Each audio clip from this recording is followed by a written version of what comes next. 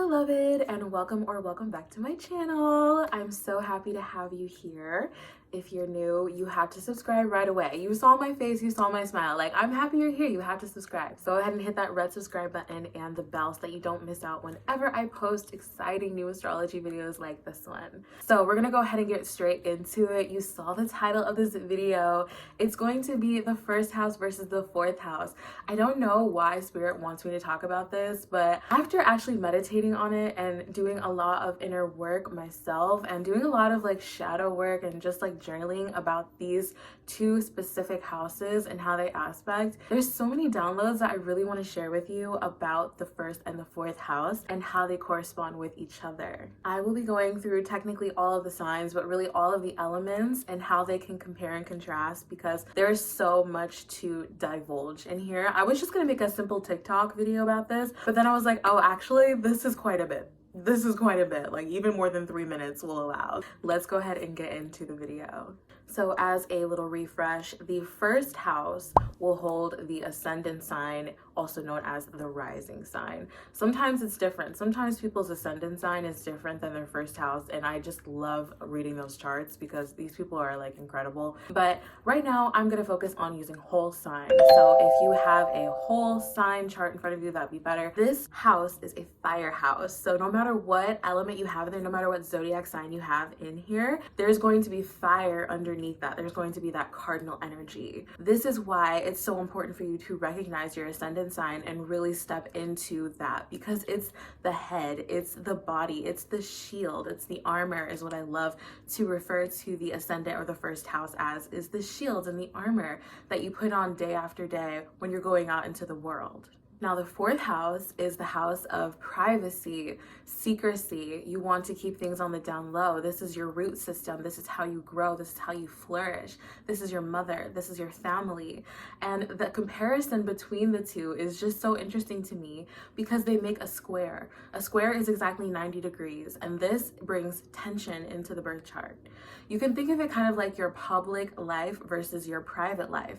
And what's also interesting is that the first house also squares the 10th house, and the 10th house is the house of career, your legacy, something that's also outside. So the fact that the rising sign squares both of these houses is something to really look into further if you want to get to know yourself a lot better. You can kind of think of this as like if you're inviting your friends over to your house and your friends actually finally get to see like, oh, how does this person live outside of school, right? Because school, you get to kind of be yourself, but at home, it's a different story. Whenever you get home and your friends are like, oh, this is how you live, this is where you live, this is what your room looks like, oh wow, this is your mom, and you're always like, oh my god, my mom is so embarrassing. Like, why do we think our mom is so embarrassing? Why do we think our home life is so embarrassing? Because it's almost like the opposite of us in the light that we're shining through our ascendant sign. When we come home, it's usually a different story. And it's a good indicator when you're looking at the natal chart to see how the home actually is. Like, you can have a really abusive household, like a really chaotic household, or you can have a really loving, kind, fulfilling, like big family kind of household. And all of that can be seen in the fourth house. Now, I am going to be getting into all of the elements for this. If you have an air rising, you're going to have an earth fourth house. If you have a water rising, you're going to have an air fourth house. If you have a fire rising, you're going to have a water fourth house. And if you have an earth rising sign, you're going to have a fire fourth house.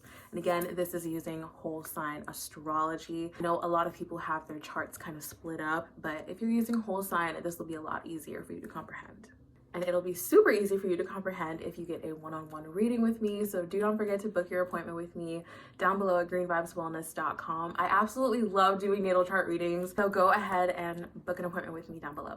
Now, what I also find interesting about the comparison between the first house and the fourth house is that it actually indicates a lot of your health needs and your health wants. For instance, your physicality, like your physical appearance, is going to be in your first house, and the planets there are going to dictate quite a bit on what you need for your health and wellness. But you can look up different information based on your rising sign to see what kind of healthful things you need. Like for me, I'm a Capricorn rising, right? So I need earth stuff, earth substance to make me feel really, really good.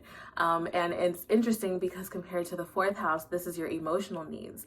And this is where we can see a lot of deep-rooted trauma. This is where we can see a lot of deep-rooted childhood issues and childhood trauma. The fourth house is how you need to be nurtured. And if your mother or your family or your home life in general was not nurturing the energy that is in your fourth house and you were actually imbalanced in some way, that could be a huge indicator of why you may feel a certain type of way, why you look a certain type of way as well. When it comes to the rising sign, you know, are you taking your health seriously? I know we look at the sixth house for health, and we have to look at the sixth house for health 100%.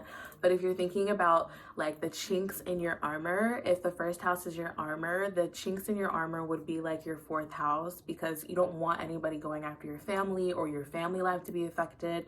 That always puts a chink in your armor. You know, you have to like step out of school or step out of work to go to your family. And then it's also the 10th house is like a chink in your armor because it's squaring that first house again. And it's almost like your public image. If something were to happen to your public image, that would ruin your real public image, which is like your first house. So if you're ever having an identity crisis, just know that it's not you, it's the stars.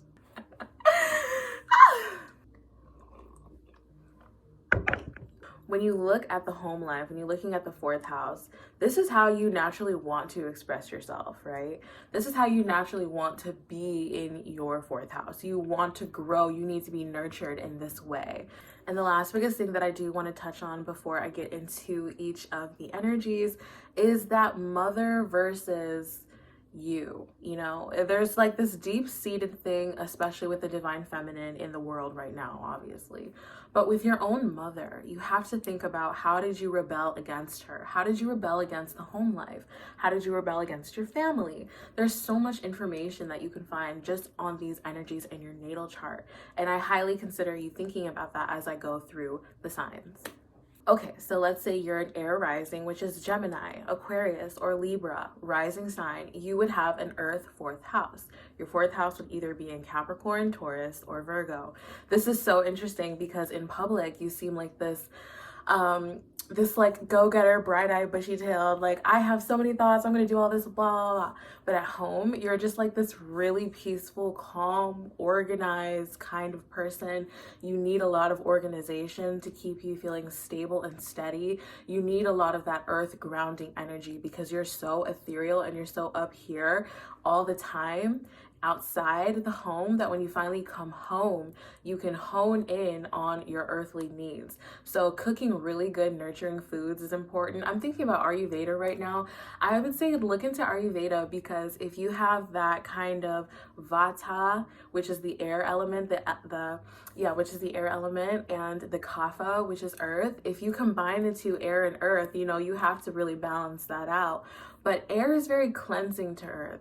So just make sure that your earth doesn't get too dry so that your earth is like a desert. Because I'm getting this visual of some of you, like, if you have an air rising sign, when you come home, it doesn't feel like home. It feels like more chaos or like more desolate. And it's because you're not nurturing that earth energy that's within you innately. You need to ground. You need to eat like really warming foods. Like when we're talking about your health and wellness, eating really good warming foods is going to be good for you to ground down. And when you're in public, you can eat more of these raw foods that keep you in that more ethereal level. The information that I have is different. Like, I'm telling you. Now, if you have a water rising sign, which is Cancer, Scorpio, or Pisces, you're going to have an air fourth house. So this is really interesting because you're going to have your fourth house either in Aquarius, Gemini, or Libra. So this is something I really thought about, you guys. Like, water signs really need to go home and like dump all of their stuff out because all day you've been absorbing other people's emotions with your water rising sign. You've been absorbing the chaos, you've been absorbing the energy. So there needs to be a way for you to get all of that out air energy is really important because you need someone to talk to. You're going to need someone to talk to vent to when you get home. You're just going to need to talk it out because there's so much that happened to you throughout the day. Journaling, writing, reading is going to be something that's really comforting to you when you do get home. You need a safe space to have like mental clarity, a safe space for you to kind of just let it all go after the day and after you've absorbed all these emotions. So make sure to take care of your mental health. I highly recommend having like a therapist to talk to. Like a water rising sign, y'all need a therapist to talk to. And something that could have happened in the home life that could have disrupted you is not having somebody to talk to. You would come home after a really hard day of absorbing people's emotions, of feeling all these feelings, and not have somebody to talk to. That's like the worst thing ever, because if you have air in your fourth house, you need to express yourself in that way. You need to express yourself in a more freeing way. I see you as a very artsy person, a very creative kind of person, like expressing yourself through painting, drawing, writing, like all these things are super important for you to feel comfort at home and in the privacy of your own home. It could also be messy. I feel like a lot of your rooms are probably messy. If you have a water rising sign, you're probably messy. So clean it up, because you need to clean up your space internally and externally in order to keep doing the healing work that you're doing. Because as a water rising sign, you are very much so a healer, and you heal people daily without even knowing. So you need a space where you can rest, relax, and rejuvenate. Now, if you're a fire rising sign, an Aries rising, a Sagittarius rising, or a Leo rising, your fourth house is going to be in water. So you're going to have your fourth house either in Pisces, Scorpio, or in Cancer.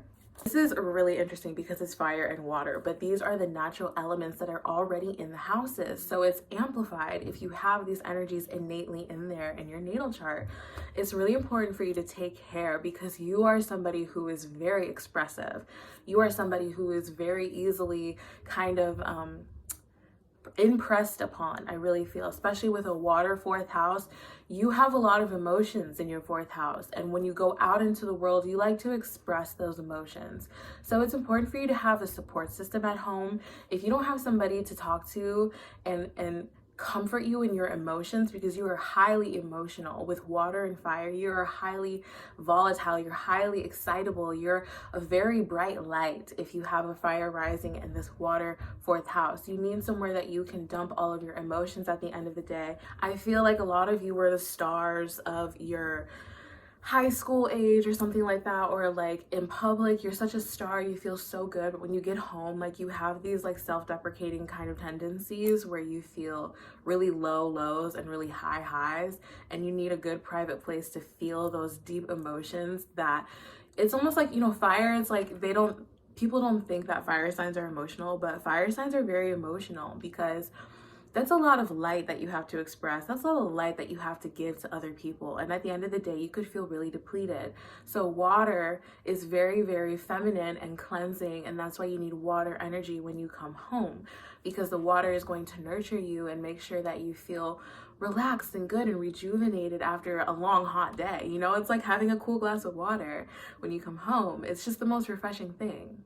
And lastly, if you have an earth rising sign, you have a fire fourth house. So if you have a Capricorn rising, a Taurus rising, or a Virgo rising, you have an Aries fourth house, a Sagittarius fourth house, or a Leo fourth house. So now I can speak from experience. You know, I had to give the other signs a little nitty gritty, but let me really get into ours. Let me really get into this. Okay, as earth rising signs, number one, we are so like calm and zen on the outside. Like all day, we have to hold ish together for other people. We have to be the rock, standing still, standing firm for other people, making sure that shit isn't chaotic, right? When we get home, we're crazy, right? We have fire in us when we get home. We have passion. We have dominance issues. We have control issues when we get home. You know, we want to dominate and like control everything, because when we go out in the world and we're earth signs, we kind of have to like stand silent and like still for people. We have to be that stillness for people. So when we finally come home, we can combust. we can be our true selves. We're very excitable. Like when you invite your friends over, they're gonna be like, wow, Emerald, this is a totally different side of you. Like I had no idea. So you have to know that you could be kind of like demanding, commanding in your home life. And if you don't have people who support you, that fire in you, and they want to dampen you out or something like that, or they have their own elements, you know, you have to be aware of that. And as a child, especially like your childhood traumas and your childhood wounds, it could have been really difficult to get the support that you needed, the verbal support, the excitability that you have within yourself. When you're an earth rising sign, you have a vision that you're going after, and it's because of this fire fourth house that you have this vision. It's a cardinal energy, it's a visionary energy, and you need that fire underneath you, which is your family, to kind of wave the flames and not put them out. So if you are, you know, in a household where they didn't encourage you to really shine, then that could have really affected you. Or if they were constantly critical on you, right, then you would go out into the world and be really critical on yourself, because earth signs are naturally very critical. But the fire sign in us is like a child and doesn't want to be told those things. So you need that childlike excitement, that childlike love, decorating your house, you know, doing fun things when you get home, because in the real world, in the work world, you're very like serious, sturdy, stable.